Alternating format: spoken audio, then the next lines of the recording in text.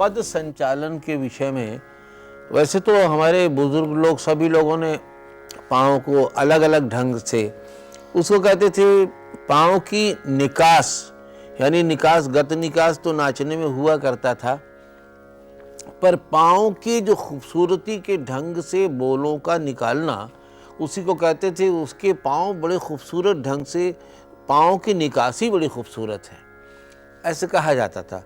कि मतलब सिर्फ पाँव हिला लेना और केवल ज़मीन पे मारना और उसके अंदर आवाज़ का कोई संतुलन नहीं, कोई बेस नहीं, ऊपर नहीं, सब छिक छिक छिक छिक छिक छिक, केवल ये साउंड रहने से पूरा जो पढ़ंत की या आवाज़ जो बोल हैं उसके पूर्ति नहीं होती है। और शेप्स भी महाराज जी हाँ, अलग अलग उसके, जैसे कि जब भी अब वो स्वयं जब करते थे, ये लोग हमारे बड़े जो लोग करते थे, तो उनके हमने बड़े गौर से ठोकर को देखा कि लास्य में ठोकर कैसे इस्तेमाल की, या उन्होंने धा मारा तो उस वक़्त उनके पूरे कटी के नीचे जो लेके जो वज़नदार बोल था, वो धा कैसे पड़ा, या धा पर पैर कैसे उठाया। तो पहले तो ऐसे ही था, कैसे उठाया, कैसे रखा, किस तरह से ठोकर, ठोकर एक पुराना थोड़ा सा शब्द है, लेकिन घिन शब्द का जो प्रयोग था वो अक्सर जो फर्श होता था उसके ऊपर घिन साउंड नहीं आता था। तो हमें एक बार दिमाग में ऐसा है कि घिन को कैसे प्रयोग करना चाहिए, क्योंकि पूरे पाँव का रखाव में घिन शब्द नहीं निकलता है। तो उसके हमने नामकरण थोड़े से देख के और सोच के और बड़ों को याद करके कि भाई कुछ चीज़ें तो आपने नामकरण पहले कर रखी हैं, अब मैं सब बच्चों की आसानी के लिए, तालीम के लिए एक आसान पड़े, उसके लिए हमने प्रयास किया कि कुछ नाम, सुंदर सुंदर नाम हो, ताकि देखते ही पहचाने जाएं कि हाँ ये अर्धाघात है, या उछंग है, या उड़ान है, या इत्यादि इत्यादि। अंगद पद क्या, कृष्ण को कैसे खड़ा होना चाहिए, तो वो हम चाह रहे हैं कि जरा सा पाँव से कैसे देखें। तो अब शाश्वती बताओ। कुछ मेजर जो है, ये वैसे तो अंग काव्य में इन सबका ही जिक्र है, बट समपद जो सबसे मुख्य पहला पद है, समपद दिखाइए।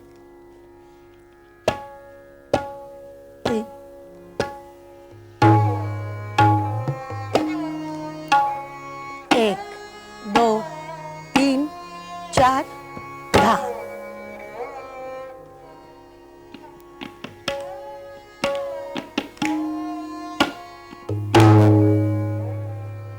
इसमें आपने देखा कि दोनों पैर, इसका शक्ल जो है, एड़ियां नज़दीक होती हैं और पंजे दोनों खुले रहते हैं। मतलब पंजे ऐसे यूं हो के सीधे नहीं होते पंजे, बल्कि एड़ी नज़दीक होती है। और अंग्रेजी में उसको वी शेप कह देंगे, कि वी के शक्ल में दो कलियां जैसे खिली रहती हैं, एक इधर और एक ऐसी, इस प्रकार की इसका एक शक्ल है। और दोनों पे ही वजन जो है लगभग बराबर जैसा है, दोनों के पंजे एकदम रखे जाते हैं। दूसरा है बहुत मुख्य अंगद पद, जो हमारे सम में बहुत यूज होता है।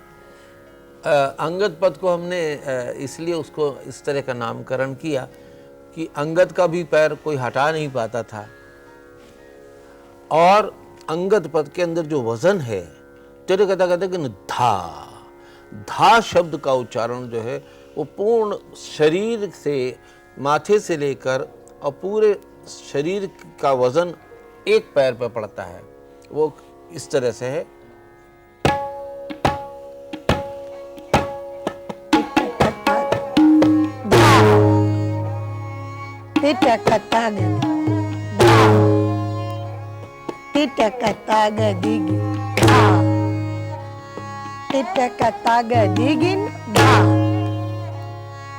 अब धा शब्द ऐसा है कि हमारे पखावज और तबले में दोनों हाथ को मिलाकर ही धा होता है, अदरवाइज वो क्या हो जाता है, ता या घा। ये दोनों को मिलाने से ही ये हुआ धा। तो नृत्य में क्या है कि दोनों के हिस्सों को अब एक साथ तो दोनों पांव नहीं पड़ते हैं ज्यादातर, तो इसलिए दोनों के बदन को कभी दाहिना या कभी जरूरत पड़ गई तो, मगर बहुत कम, बाएं पर धा का प्रयोग कम है लेकिन दाहिने पे पूर्ण रूप से प्रयोग है। तो दूसरा सम का बहुत इम्पोर्टेंट पद है हनुमत पद। हनुमत पद, हाँ जी हाँ, ये हनुमत पद ऐसा है कि इसके अंदर बहुत स्टाइलाइज्ड, मतलब जब बहुत अच्छा सम आता है तो एक पैर तधा उड़ जाता है। जैसे हनुमान जी अपनी गदा लेकर और उड़ते हुए आकाश में जा रहे हैं तो उस पांव का प्रयोग यूं होता है।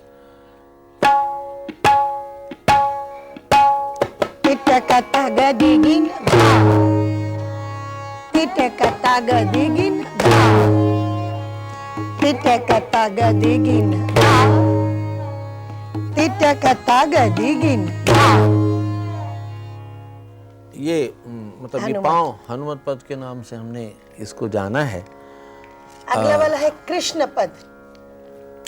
ये तो बहुत ही सुंदर है क्योंकि हम हमारे विचार से बायां और दायां ये दो हमारे अंग के अंदर हिस्से हैं। बाएं हिस्सों को अक्सर कहते हैं स्त्री और दाएं हिस्से को हम पुरुष कहते हैं। हर एक के अंदर, चाहे वो लड़की हो चाहे लड़का हो, लेकिन दाहिना हिस्सा जो है वो पुरुष का पुकारा गया है और बायां हिस्सा जिधर दिल होता है, हृदय होता है, वो माँ का हिस्सा है। लिहाजा कृष्णा जो है वो बाएं पैर के उस लास्य को कृष्णा अपने आगोश में यानी आलिंगन में बांध के आगे खड़े हो जाते हैं और बायां जो है वो वहीं रहता है और धीरे से उसके ऊपर कृष्ण उसको आलिंगन करते हैं। ये दोनों पैर से करते हैं।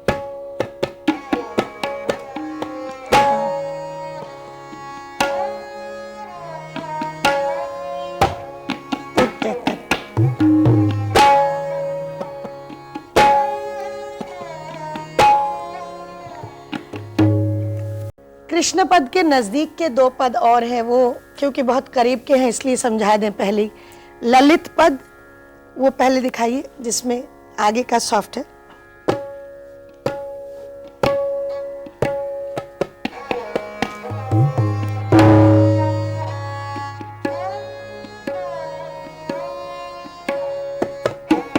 दूसरा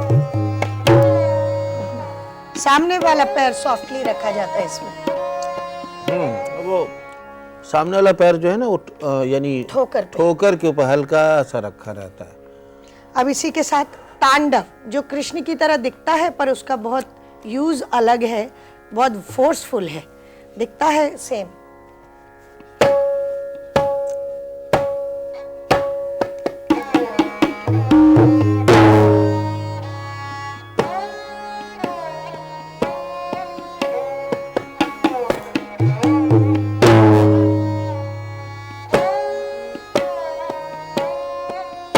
महाराज जी बोल बता दें। तत तत्ता ऐसे वाले बोलों में जाना। तत ता दन दन ऐसे इस तरह के जो बॉडी का वजन पीछे।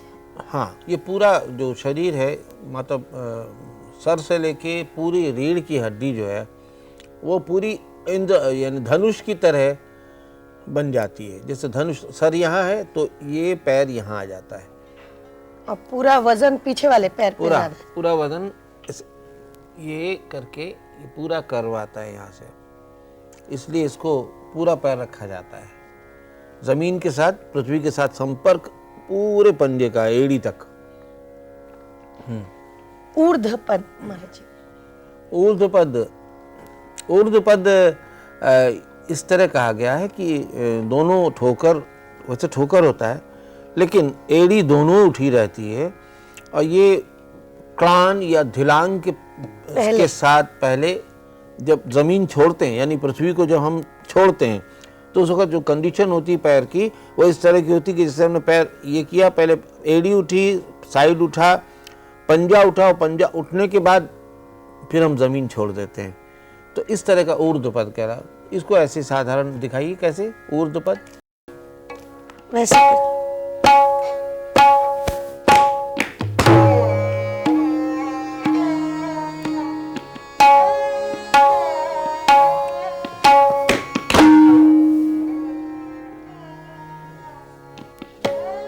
ठीक है। अधर, जिसमें एक पैर, वो जो महाराज जी के घुंघरू की छनकार। ये अधर का मामला ये है कि जैसे हम अचानक यानी कि कोई चीज से हमारा पैर पड़ गया। जैसे कोई पैर डर गया, जैसे कोई चीज अचानक नीचे चीज आ गई और हमें उसको बचाना, तो वो पैर चौंक जाता है, यानी जमीन पे पैर जिसको कहते हैं हम चौंक गए, जो चौंकने का भाव ऊपर है, चौंक गए। उसी तरह पैर पड़ते ही चौंक जाता है, उसको कहते हैं चौंक जाना, वो उस तरह से है।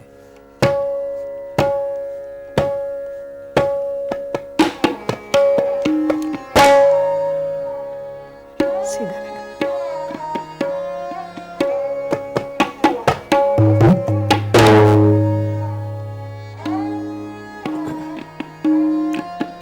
इसमें जो पाँव के पीछे पाँव छिपता नहीं है, वैसे अंगद पद में पंजा छिप गया था, पीछे उठता है। हनुमत में अब इसमें जो है छिपता नहीं है, इसमें ये बिल्कुल सामने ही ऐसे रुक जाता है, तो ये एक रूप हुआ अर्धाघात। अर्धाघात। हाँ, अर्धाघात। गिन वाला। अब पाँव के देखिए कितने कितने हिसाब है, मतलब इतने से पंजे के अंदर कितने नामकरण हैं। आगे से ठोकर हो रही है, उधर हमारे आधे हिस्से पे, यानी उसको साइड में कहते हैं, उस हिस्से से भी आघात होता है इत्यादि।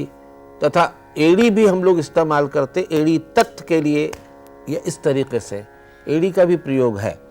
तो अब अर्धाघात जो है वो खास करके एक बोल है जिसको हम लोग कहते हैं तकिट घेन। अब घेन शब्द जो है वो उस साउंड को पैदा करने के लिए अर्धाघात का प्रयोग हुआ, क्योंकि फर्श के ऊपर या लकड़ी के रंगमंच के ऊपर घेन शब्द का उच्चारण नहीं हो पाता था, मुश्किल होता था। लेकिन हमने उसके एक बारे में विचार किया, और जब कभी पैर साइड से पड़ा तो एक ध्वनि पैदा हुई, धिन।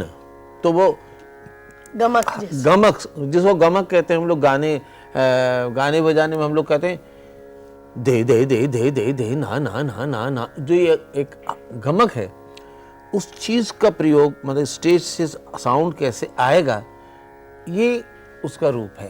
तो उसका बोल है तकिट तकिट घेन तकिट तकिट लरा धा तिन तिन ना तक दिन दिन दा।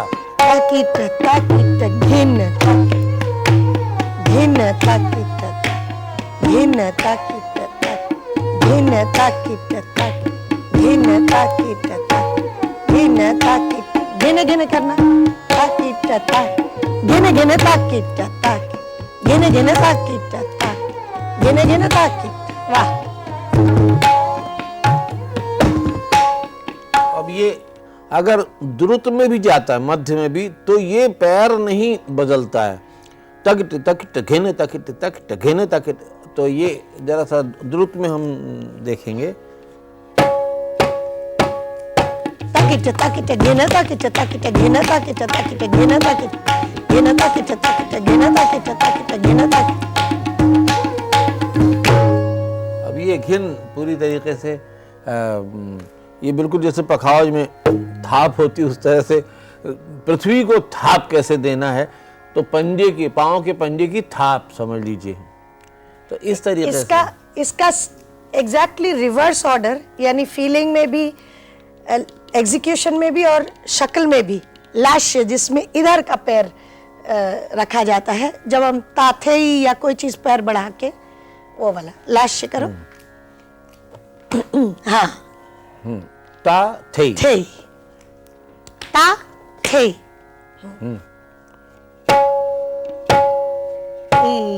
चा ता थे।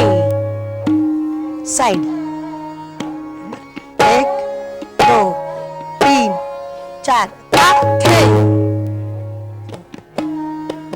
ठीक है।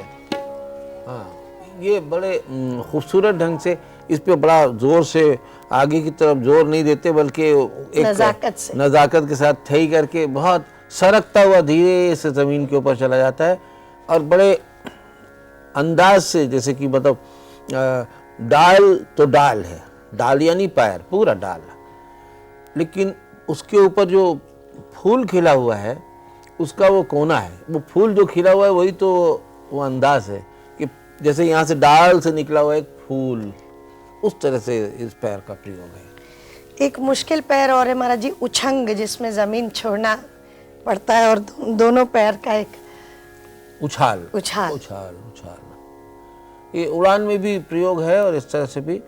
तुम्हारे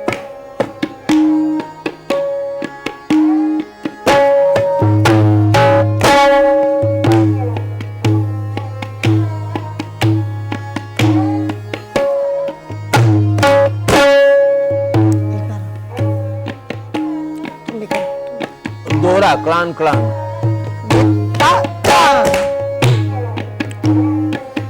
देता क्लान देता क्लान,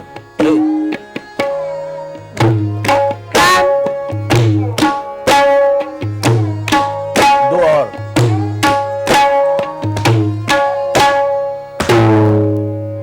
ये क्लान था। ये बहुत ऐसे- मुश्किल पैर है महाराज जी। हाँ, ये क्लान समझाना पड़ता है, तो ये अनेक दो पैर और है महाराज जी। एक है ठोकर, जो हम थेई में हाँ, जिस तरह से वो साइड तो वाले ऐसी जरा ठोकर बताइए। थेइया थेइया थेइया थेइया थेइया एक बार और थेइया थेइया, थेइया। ठीक है जी। और अंत में है एक उड़ान, जो जिसको कि धिलांग या धिलांग, उड़ान वाला, उड़ान करते ना। या कृष्ण का जो बांसुरी लेते समय भी। हाँ, दीपक जरा करिए आप। 1 1 2 3 4। हाँ, क्लान दोनों पैर। एक हाँ चलिए। चलो 2 3 4 धिलांग। एक बार और, दोनों जने राइट एंड लेफ्ट करें महाराज। 4 धिलांग। एक बार इस तरफ, 1 2 3 4 धिलांग। इसमें पीछे वाला पैर लंबा रहता है, पिछला पैर जो है थोड़ा सा लंबा जाता है, और अंग के साथ है, इसलिए वो थोड़ा सा और बैलेंस वो। पूरा हो जाता है। तो ये सब पाँव के पदों के अलग अलग भेद थे जो हमने पाया और उसके नामकरण किया, और इससे बड़ा अच्छा रहेगा लोगों के लिए।